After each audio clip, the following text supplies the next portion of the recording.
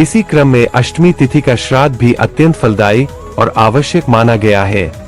अष्टमी श्राद्ध विशेषतः उन पितरों के लिए किया जाता है जिनका निधन अष्टमी तिथि को हुआ हो। यह श्राद्ध केवल पितृतर्पण ही नहीं बल्कि परिवार में सुख शांति, संतति वृद्धि और समृद्धि का मार्ग प्रशस्त करने वाला होता है।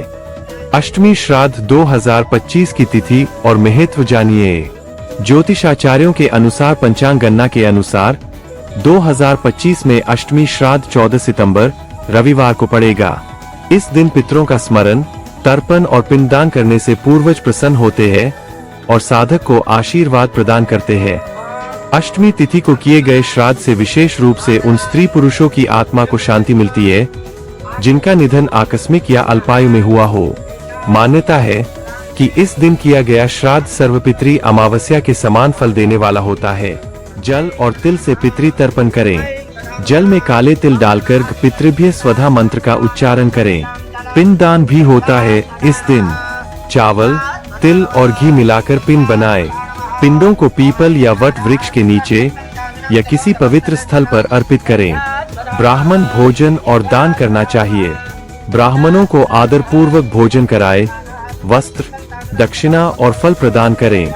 गाय, कौए, कुत्ते और चींटियों को भोजन कराना भी अति शुभ माना जाता है। अष्टमी श्राद्ध विधान जानिए। श्राद्ध का आधार श्रद्धा है।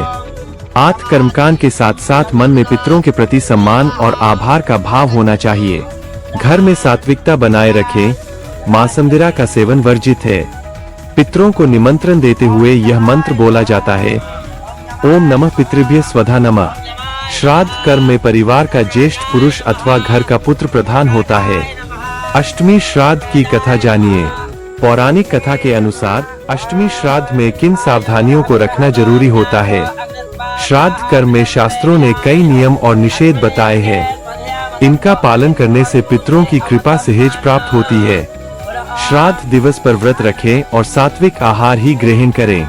किसी भी प्रकार का क्रोध, असत्य और कटु वचन न बोलें। घर में मांसाहार, शराब और नशे का प्रयोग वर्जित है। स्त्रियां यदि नियम पूर्वक कर सके तो श्राद्ध में भाग लें, अन्यथा केवल पुरुष ही श्राद्ध करें। दक्षिण दिशा को पितरों की दिशा माना गया है। उसी ओर मुख करके तर्पण करना चाहिए। श्राद्ध के दिन घर में उत्सव या श्रृंगार से बचना चाहिए। भोजन बनाने में लहसुन प्याज का उपयोग न करें।